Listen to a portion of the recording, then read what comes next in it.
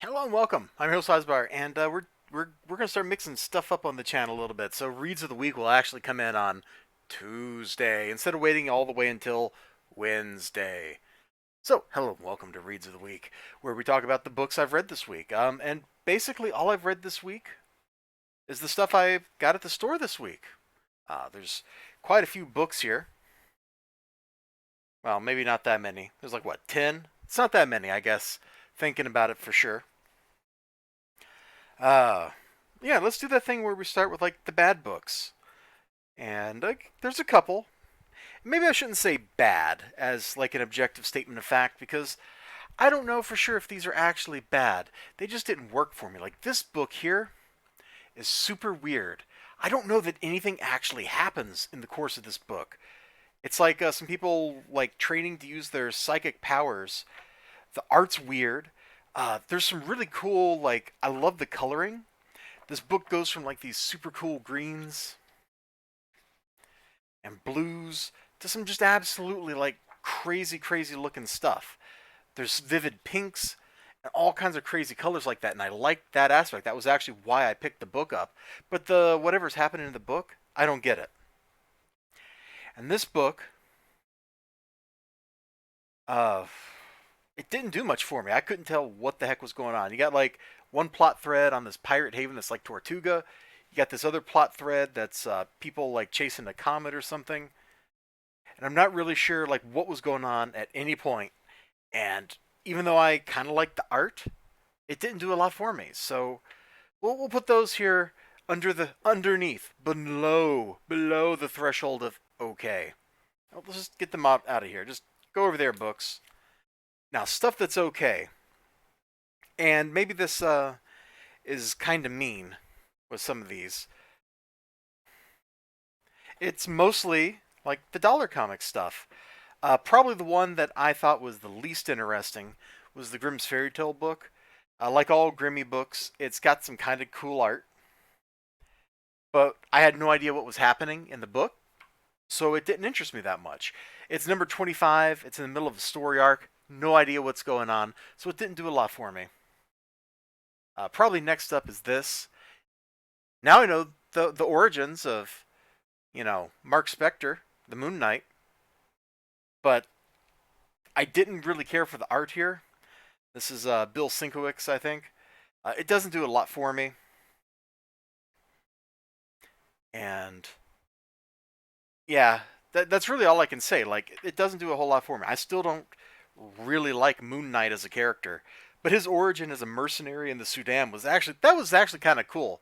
In fact, if that's where the whole book had taken place, is just him fighting this crazed tattooed villain, like in the Sudan, like how it starts. I probably would have liked the book more. Like this was some pretty compelling and interesting stuff.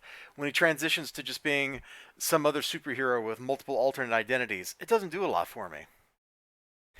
This one's probably controversial, and the only reason I put it here in the OK stack instead of above the threshold of awesome is somewhere about halfway through the book, my eyes started glazing over, and I don't know why. I can't tell you why. It just stopped being all that amazing to me. I started out liking it, and I ended liking it, but somewhere in the middle, it kind of lost its way. It's a reprint of This is a reprint of Moon Knight #1. This is a reprint of some Brave and the Bold story. Oh, 197. It's right there, which had some great highlights, but something about it, I don't know. It didn't work for me. I want to emphasize that because I'm sure a lot of people probably like that book. And then this Masters of Evil story, it's kind of ludicrous. I shall use my. Hold on. Let's get back up here. That's still not what I want to show. We shall use our super glue.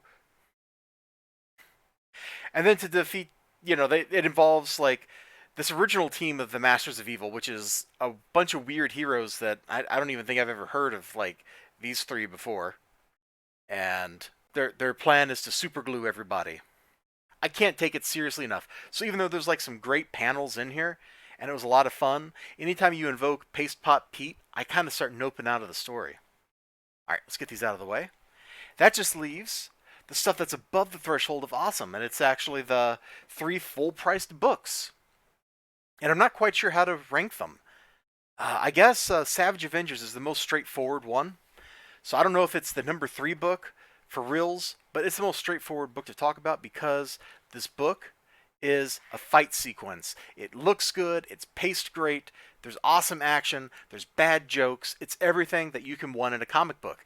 It's basically like this book only stepped up a couple of notches. I mean, look here. You got like all these like dudes that are about to like bust loose, and of course you know there's gonna be a big fight with Conan and everybody. It was a ton of fun. It was an absolute blast. Then I think I got to put Elvira here next. It's just funny. There's a little bit of swashbuckling action in it, but mostly, and a little bit of menace, but mostly it's funny. I mean, if this bad joke here doesn't kind of convey the tone of the book to you, I don't know what will. I had an absolute blast reading this thing. Almost book of the week. All three of these were almost book of the week. In another week, any one of these might have been the book of the week. And The Amazing Mary Jane, absolutely fantastic. It really captures the kind of stuff that should be in a Spider-Man comic. You got villains doing ridiculous things. You got the Parker Luck showing up. The art's nice. The writing is brisk and fast-paced. There's nothing boring in this book of the week. And that's it. That's all I read this week. It's not like a couple weeks ago where I had a stack like so big you couldn't fit them all on the camera.